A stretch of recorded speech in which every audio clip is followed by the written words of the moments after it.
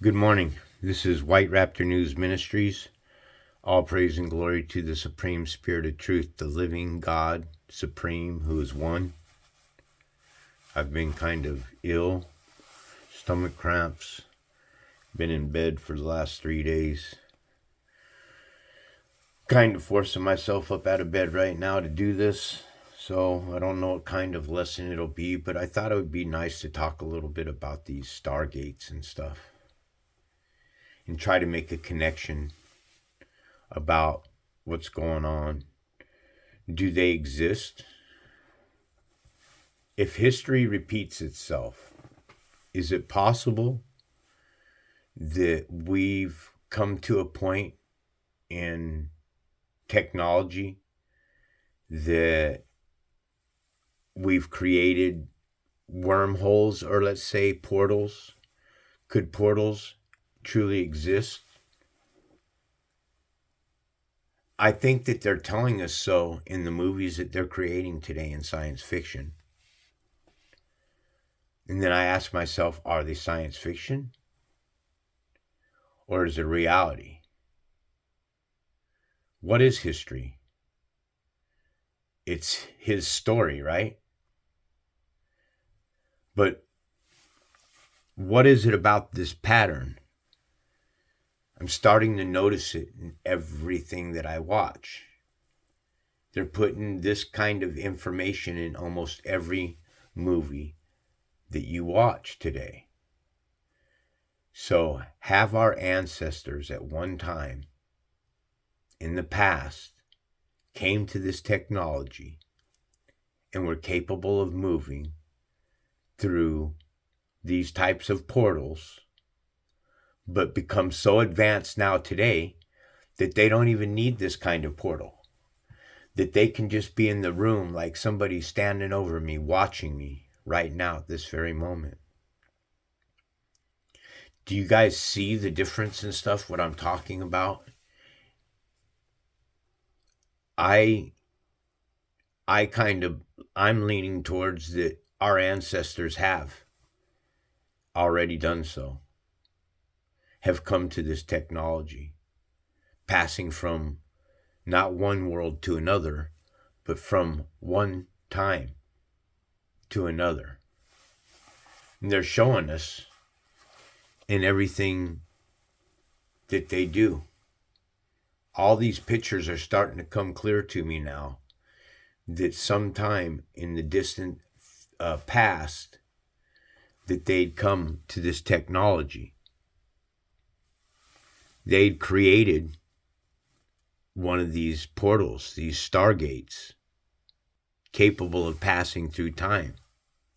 Now, I know you guys are probably saying, well, that sounds a lot like science fiction to me. Well, where does the saying history repeats itself come from? Why would they say something like that? All of this has great significance in our lives when the scales come off your eyes. If you understood the power of the Supreme Creator, why they keep showing us these stargates over and over. In Hollywood, they show you over and over. What is this technology? You've seen it. They've been shoving it down our throats over and over. They're putting this right in our face over and over. In fact, this here, when you look at it, this little building right here, these buildings, this picture here almost implies to me that we live on some kind of flying saucer. Now, I'm not saying that that's it, okay? But we live in some kind of biosphere with the firmament over it. Like I said, I don't know that this is true or not. You know, it's not likely that we're living on this huge, giant, floating, freaking giant saucer, flying saucer. trapped underneath of a firmament inside of this biosphere. I don't think that that's the case. I think that the message more in this picture here is that we live underneath of a firmament. They're putting the truth right underneath of your face, that we do live absolutely underneath of a firmament of God. And he does it on the second day. Let there be an expanse between the waters to separate the waters from the waters. So there's waters above us and there's waters below us. Okay, it's separating the waters from the waters. And God said, let there be a firmament. And this word here, firmament, means the firm mind of God in the midst of the waters.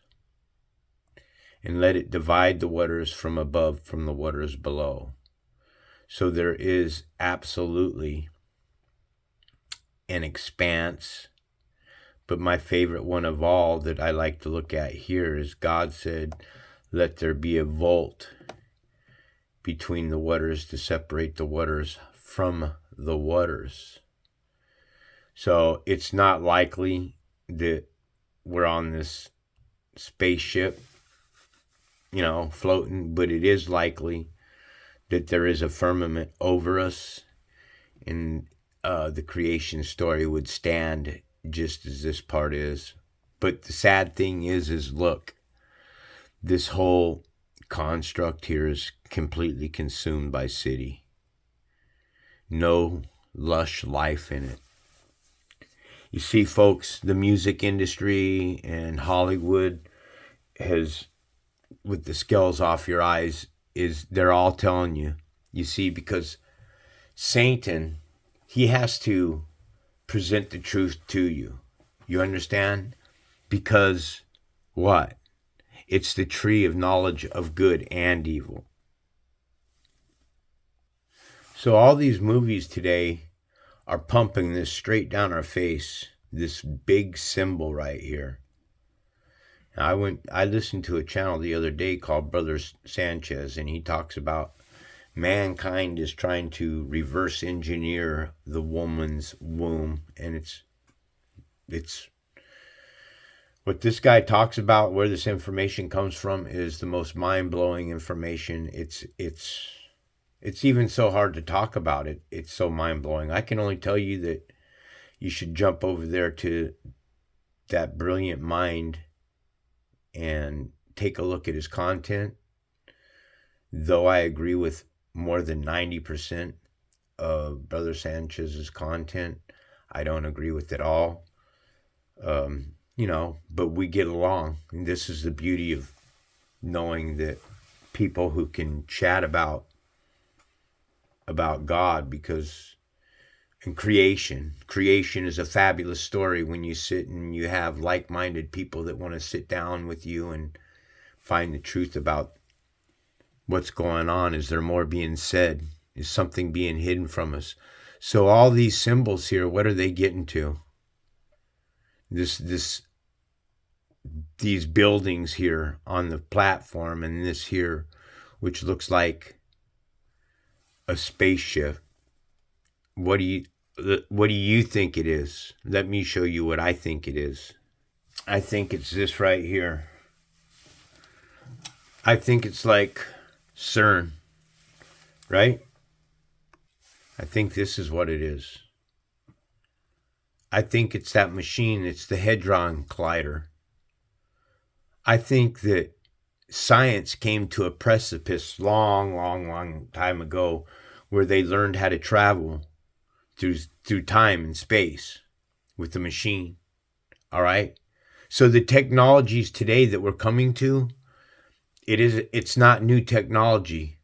We've done all this already. History repeats itself. We're coming to an age where we're all going to blow ourselves up again. This is what mankind keeps doing. It keeps telling us in the movies that mankind will blow up. Mankind destroys itself. Okay, like I said, Hollywood can't hide anything from me anymore, because Satan, by the rules of this game that we're in, must expose himself. Okay, remember, when they eat from the tree of knowledge of good and evil, okay, it's good and evil. This plane of existence, though it seems that evil is completely surrounding us, evil, evil, evil, no, it's only because the evil has the reins of the smartphones, the devices, the computers, the televisions. They are the ones that own everything. George Carlin told you so. You see, at the end of his life, I was very young when I started listening to George Carlin. I was probably 14 years old, and I think one of his favorite clips that I never forgot in my life was 7 words you can never say on television. Okay?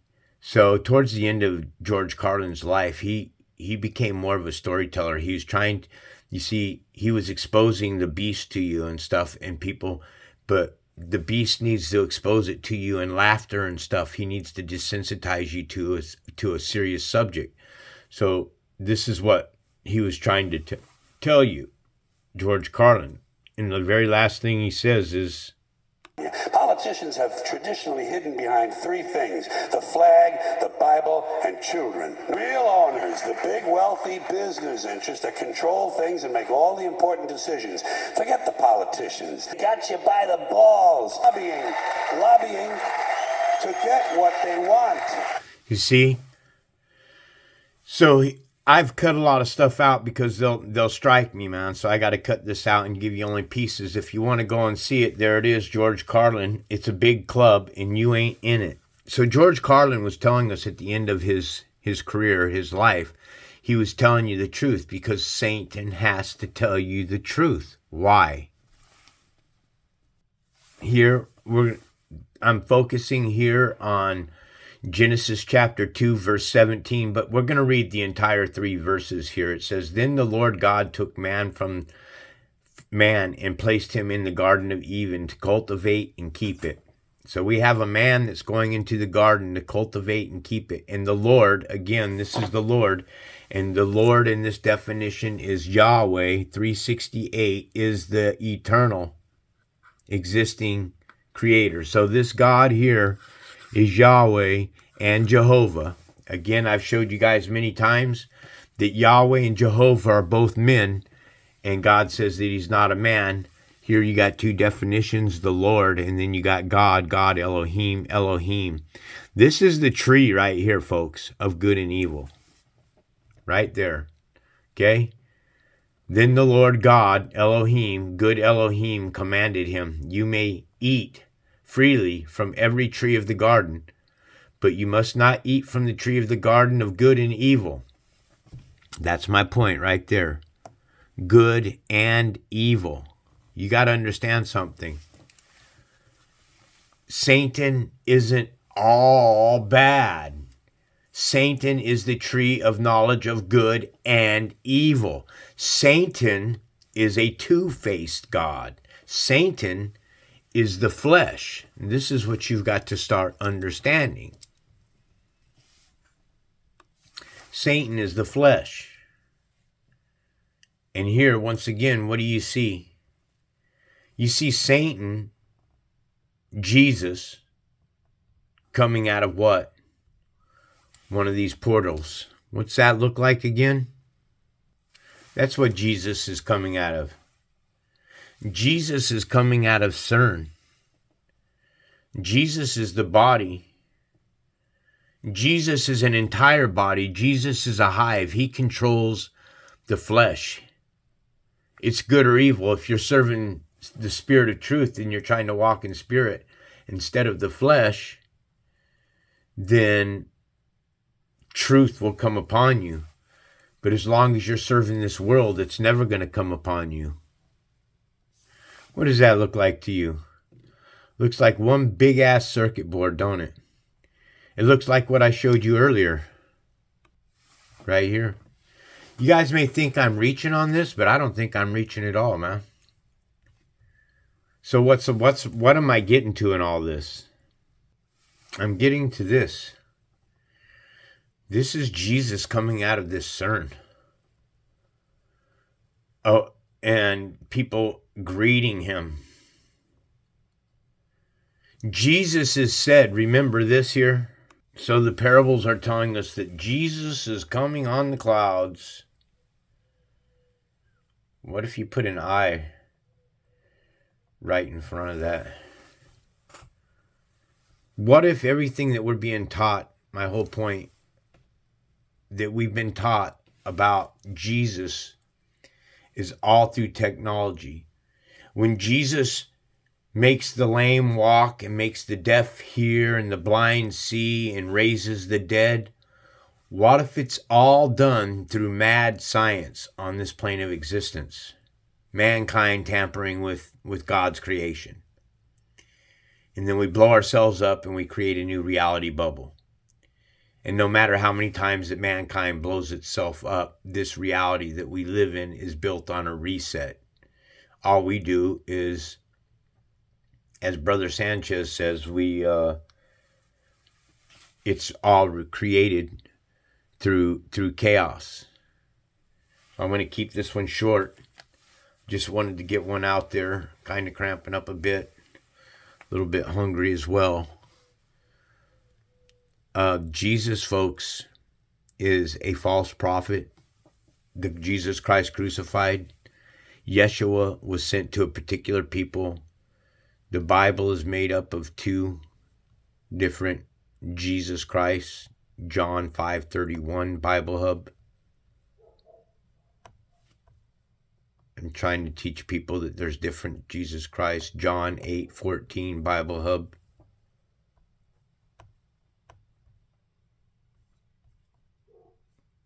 So Jesus is speaking in both of these parables, and he says in the first parable here, if I testify about myself, my testimony is not valid.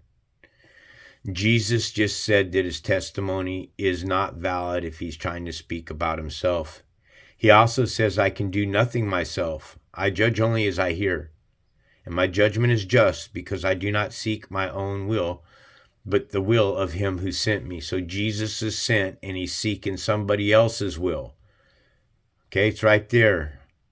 And my judgment is just, because I do not seek my own will. So if Jesus doesn't even seek his own will, then why are you Christians seeking his will, but the will of him who sent me? So why are you Christians not seeking the will of the one that sent Jesus? Please explain that to me. If I testify about myself, my testimony is not valid. There is another, the Supreme Being, the Spirit of Truth, that can testify about me, and I know that his testimony about me is valid. So that's Jesus speaking, the testimonies of Jesus. Testimonies of Jesus.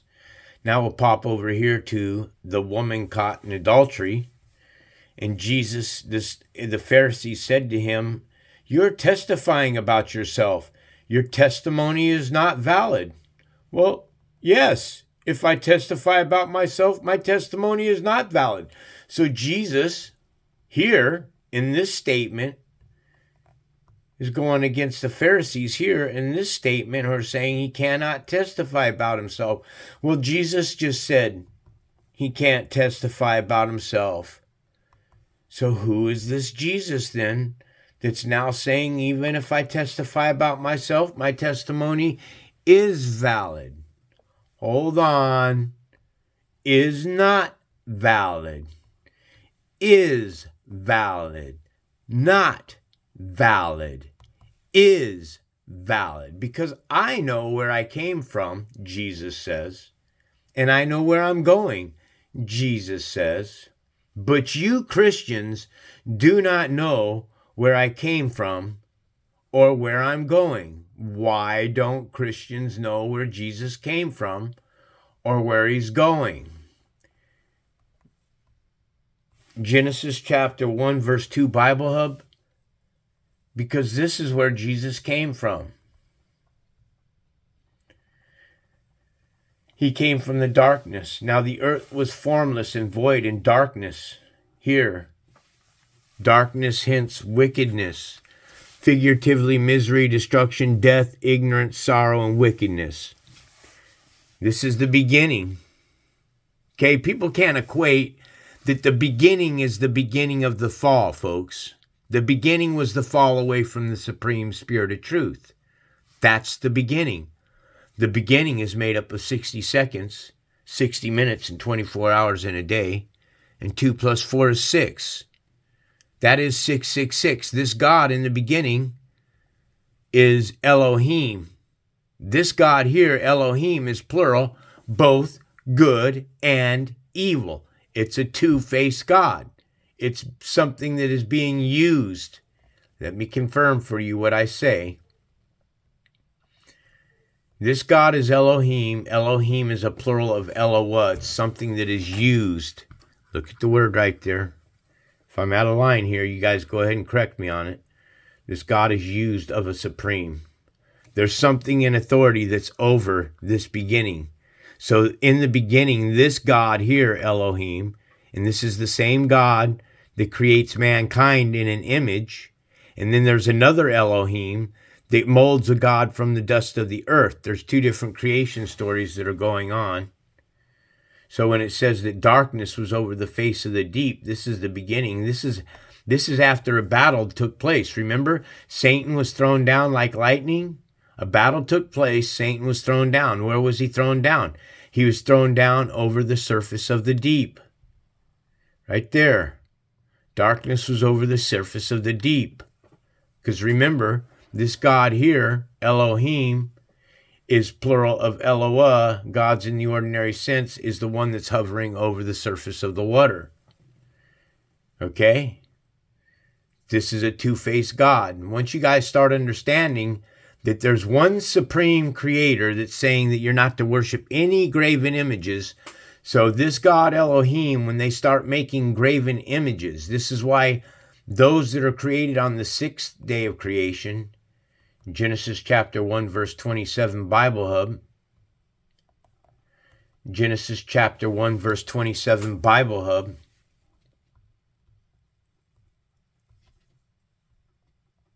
This God, Elohim, both good and evil, created a man in his own image. All right, now you got one supreme giving you the Israelite God. Okay, this is the difference. The Israelite God, Yahweh, is telling you, Israel, that ye shall worship no graven images.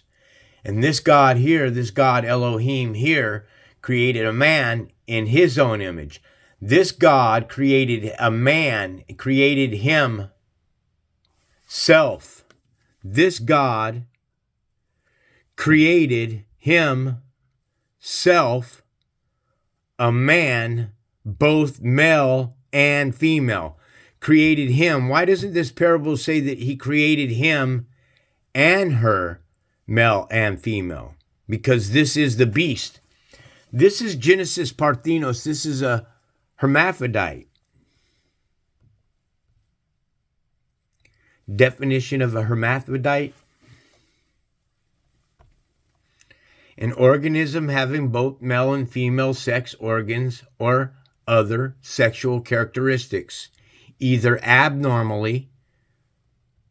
This should probably say because of an abnormally.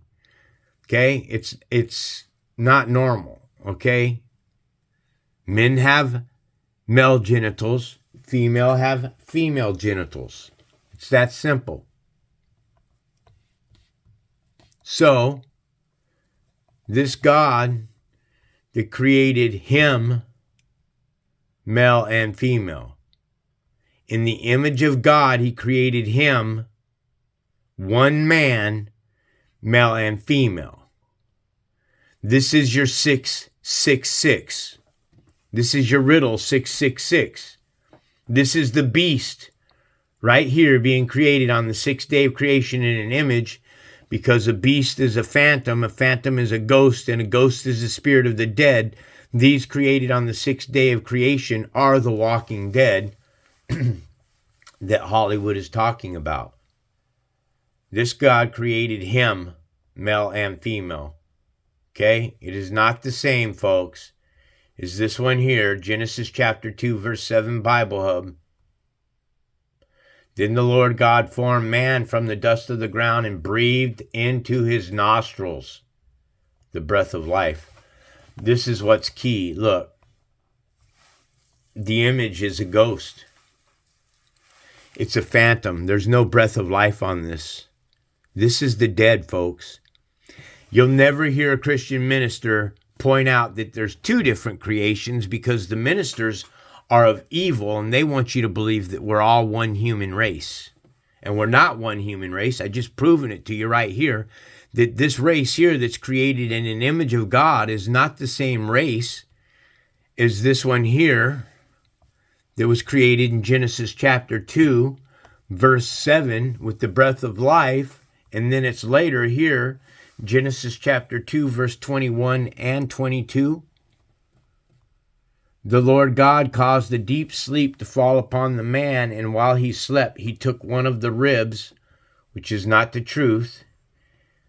God didn't open up a man, break his rib off, and create a woman from the rib. What he did is he took bone marrow from the man.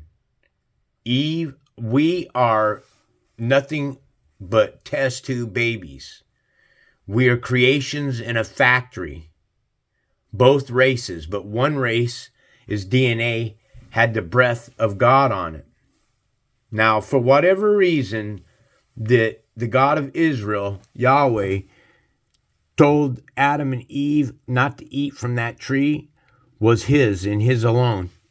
Wasn't anybody else's to decide, but yet he put those creations of his in the garden, knowing that the first man without the Spirit on it would come into the garden.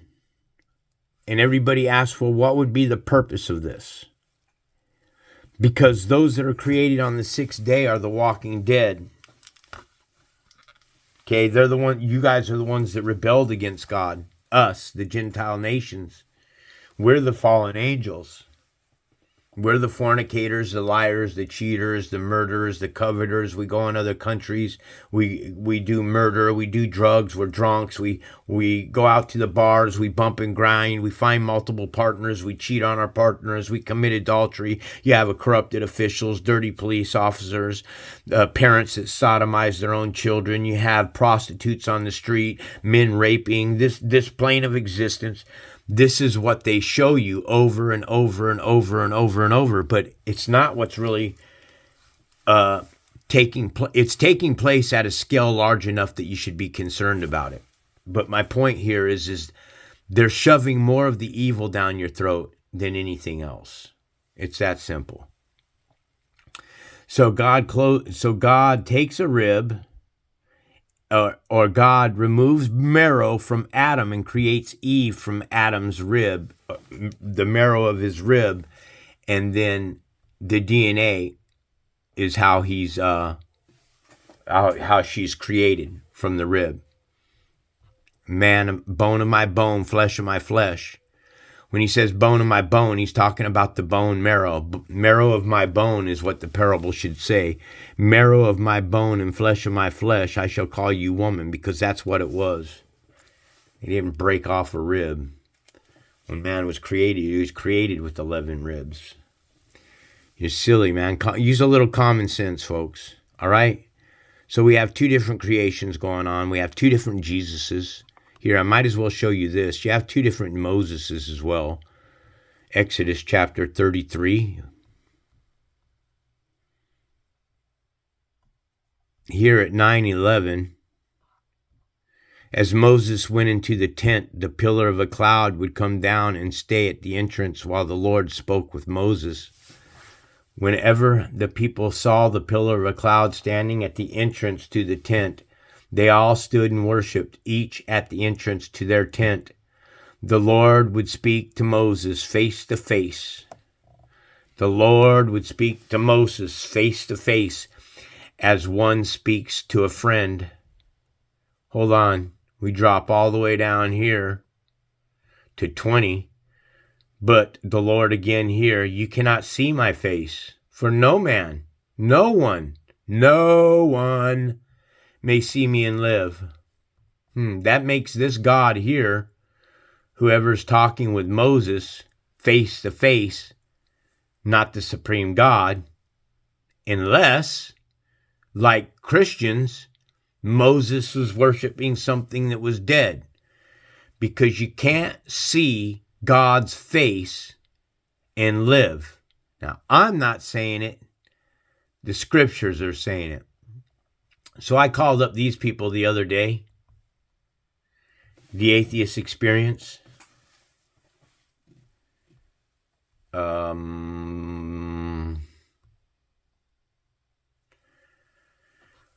Okay, well, that's not what I meant. Anyways, yeah, I'll get to that Atheist Experience, but back to this. This guy here, he's going to kill his son because he finds out that his son's the devil.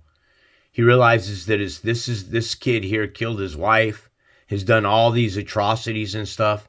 He thought of him as such an angel, his little baby angel, and then he realized that this child was pure evil. Well, we have these little demon child running around on the face of the earth. The Bible plainly says that children will be evil at a very young age. Okay? So this is why God was saying, you're to dash children's heads against the rocks.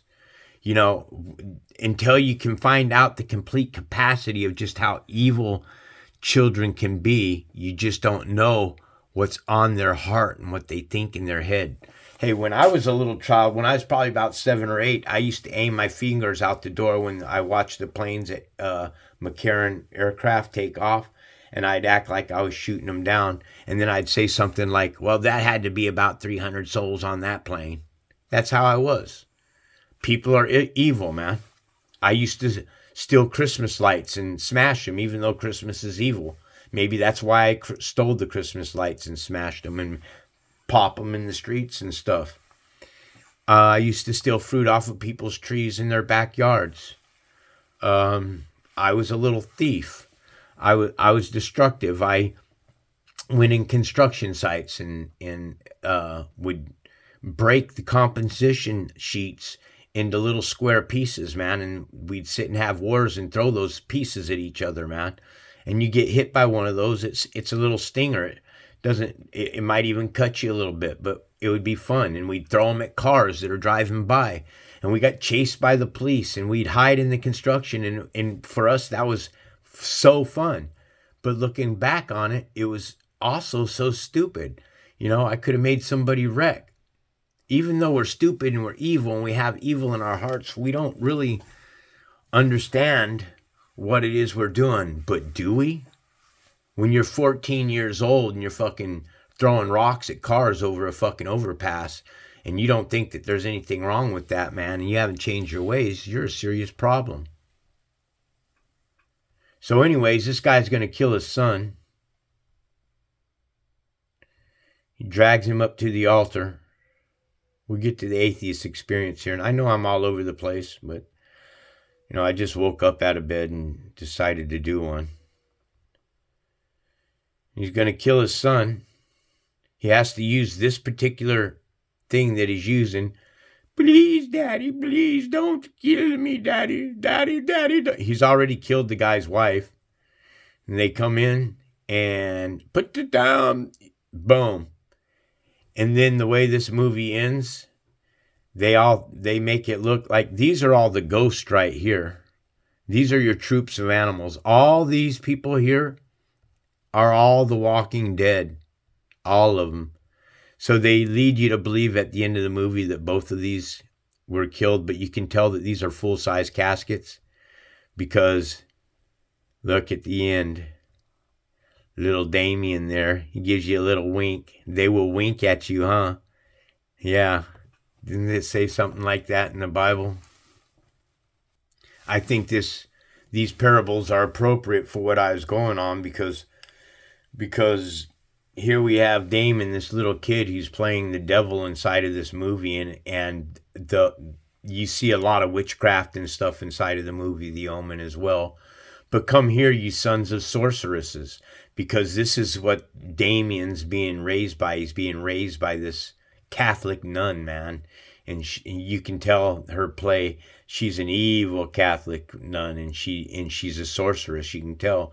Your offspring of adulterers and prostitutes Whom are you mocking? At whom do you snarl and stick out your tongue? So all these pictures and stuff you see of Hollywood stars and stuff sticking out their tongue.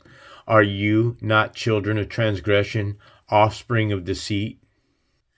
Here it is. This is how they stick out their tongue. Here they stick out their tongue. Mocking you. No, I don't understand the scriptures. I don't get the scriptures at all. What was that it said? Whom are you mocking? At whom do you snarl and stick out your tongue? How about that? You know, I have never seen a picture in my life of Jennifer Lopez ugly, but when I Googled fucking Jennifer Lopez sticking out her tongue, oh my goodness gracious, that is one scary looking picture right there. There you go, Jennifer Lopez sticking out her tongue. That's it, because they're all dead. And there they are. Everybody, every picture, every one of these actors, they'll have a picture of them sticking out their tongue. All of them. My favorite one of all, man. Einstein sticking out his tongue. What was that parable I read for you? Huh? Whom are you mocking? At whom do you snarl and stick out your tongue? They stick out their tongue at you. Are you not children of transgressions, offspring of deceit? Damn straight you are. Hey, if you stumbled across this channel, I break down the scriptures like no other. You're not going to find a minister. I've been pushing my content and sharing 666 with even the Israelite men, and Israelites don't teach 666. Why don't you Israelites teach 666? If I teach you something that proves that Jesus is the devil, then you, the Israelites, ain't picking up on it, and you're saying that Yahushua or Yeshua is a God. You're no more better than the Christians who are saying that Christ crucified is God. You guys better start learning that Christ crucified is AI, man. We've moved into the AI, and I don't think that we go long from this point of this AI point of this precipice before we blow ourselves up off the face of the earth once again, and we knock ourselves back to the Stone Age, because history repeats itself over and over and over. If love cannot consume this plane of existence, if you cannot stop voting evil into office and people to rule over you, then you literally thumb your nose, your spiritual nose up to God. You're flipping your spiritual fingers up at him. Your soul inside the flesh suit is saying, I got this. I'll run with it the way that I want to run with it. And then this is why everybody on the face of this earth has that eternal voice inside of your head. If you're doing something you're not supposed to be doing, you got a voice inside of your head. You're talking to yourself. You're driving down the street. You're talking to yourself. You're walking down the street. You're talking to yourself. You're on a hike in the mountains, talking to yourself. Riding a bike, you're talking to yourself. If you don't have somebody beside you that you're chatting with while you're riding a bike and you're by yourself, you have an internal voice going on inside your head. It may be thinking about what you're going to do for the day. You're out on a ride and you're still thinking about work. You're consumed. That's an internal voice that keeps you disconnected from the spirit. You know, look up at the sky, give praise and glory to all creation. I mean, not praise and glory to creation, but to the Creator for the work he's done, and be grateful for life. That's all I can say. I hope this helps you, man. I'm sorry that I wasn't able to do anything for you the last few days. I love those children of the Supreme Spirit. You know, there is a pecking order, folks. You got to understand that. When God of Israel says that you're not to worship any other gods, that command was given to Israel. It wasn't given to the lawless Gentile.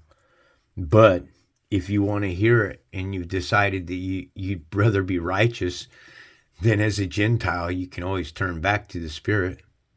Turn back to the Spirit by being right to his people, because humans are spiritual beings. They're not fleshly beings. You understand that? So when you kill a human, man, you're fucked. That's just the way it is. You're going to fry. Much love. This is White Raptor News Ministries.